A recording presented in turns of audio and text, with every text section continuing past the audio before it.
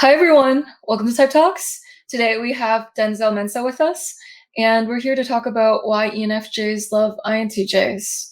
And so, would you like to explain to us your reasons? Yeah, sure. So I think especially as an ENFJ male, INTJ females at least, they have a very special place in my heart. And this, for me, has just been like keeping a pattern or a record of like, okay, I guess once again, as an ENFJ, like when I have a good dopamine FE hit or whatever you want to call it with certain people, then eventually like you look over your life or something, and it's like, huh, a lot of these people tend to be the same types. So it's like keeping this record of my dynamics with the different types. And that also helps a lot with, like profiling and stuff like that at times. But then of course trying to keep that bias out. So all that being said, I looked over a lot of my interactions with different types of people, as well as when I'm in real time, like when I'm profiling certain people, and I'll notice certain aspects of myself that are being highlighted, and aspects of the other person that are being highlighted, and just a chemistry that is formed between us. And I've realized the pattern that a vast majority of that time it is an INTJ female. Of course, from, especially in profiling sessions, like I said, I try to verify, like, oh, am I just getting ahead of myself because of the simpatico or what? But then I end up realizing, like, oh, nope, this is what it is. And, if I'm profiling with you, Joyce, and you tend to agree, like, yeah, no, this is what it is. So that's funny. So to go into the reasons, I believe that first and foremost, there's some type of special bond between an ENFJ man and female thinkers, especially intuitive female thinker types, because as an NF man, especially like an ENFJ man, then it's you don't meet a lot of those. And I think that we do not always fit the stereotypical view of men. And I am secure in my masculinity, but it wasn't always like that growing up. And sometimes even, there's still like a little bit of things that, I might have to be like, oh, and I have to rethink.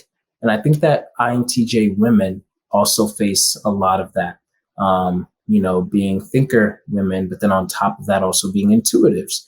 And so now you have that double whammy, just as I would. And so we can relate on that basis. But then being an ENFJ man, it's like we, due to the FE, then we still have a societal kind of way that we would show up that's different from an ENFJ woman.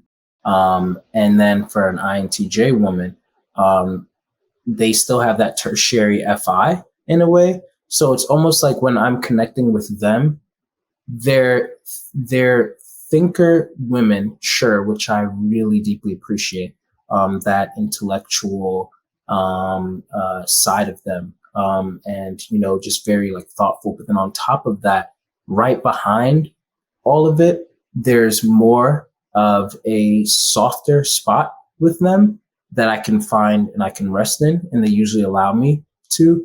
And it's almost like unraveling a mystery behind everything. It's unraveling who they are. It's a whole universe, literally. It's a whole universe within their mind that they do not allow many people to go into.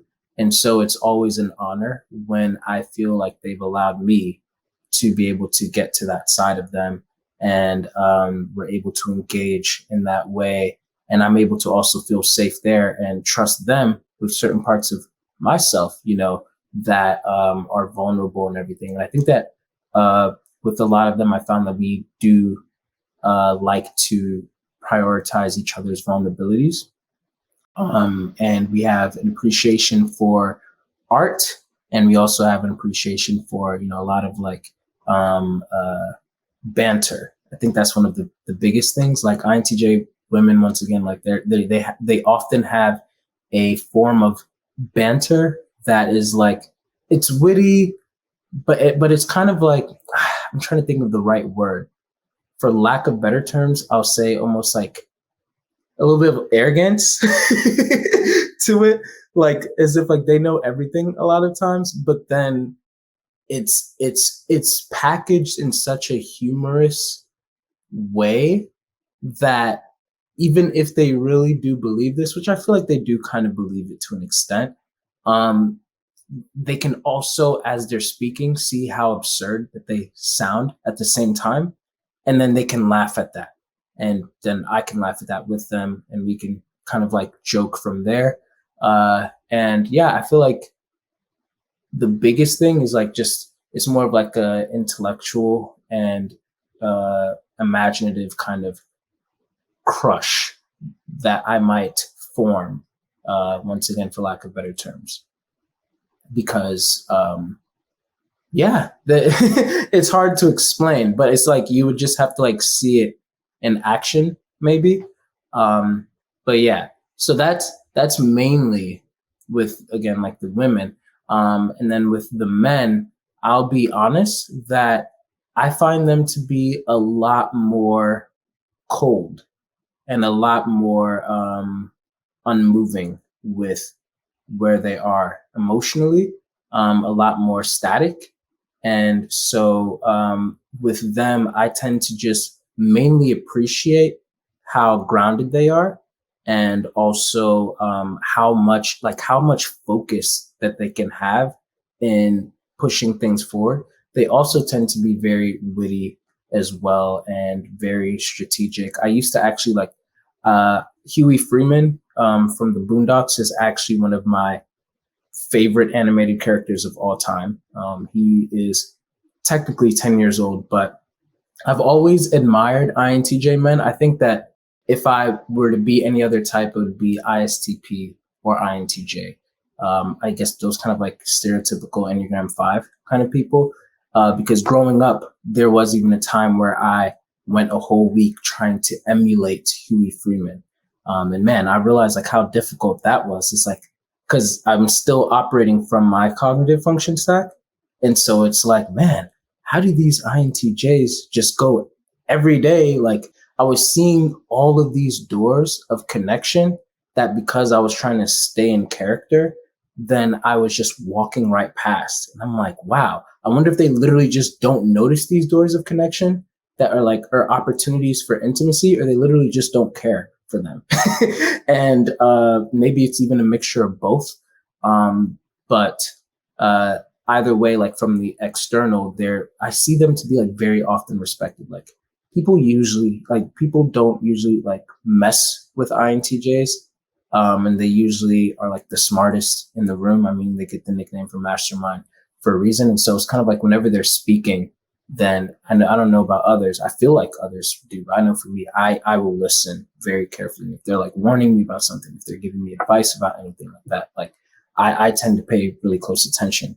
So yeah, all of that being said, I would say that I love INTJs in general because they are very strategic. They are incredibly insightful. They tend to be very creative. They tend to be very disciplined. But then also at the same time, you'll meet those rare INTJs, mainly in the women, who provide a very secure and safe warmth that you might not expect if you read a lot of the content about INTJs online.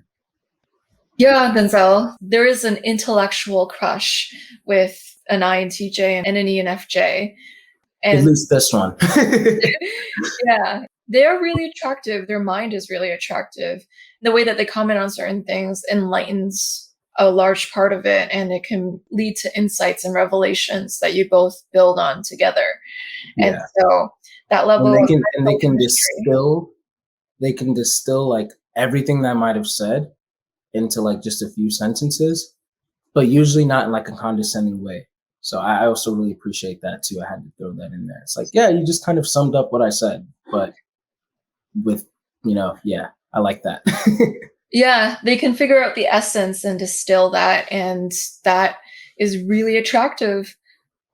And so thanks, Denzel, for letting me know the things that you love about INTJs.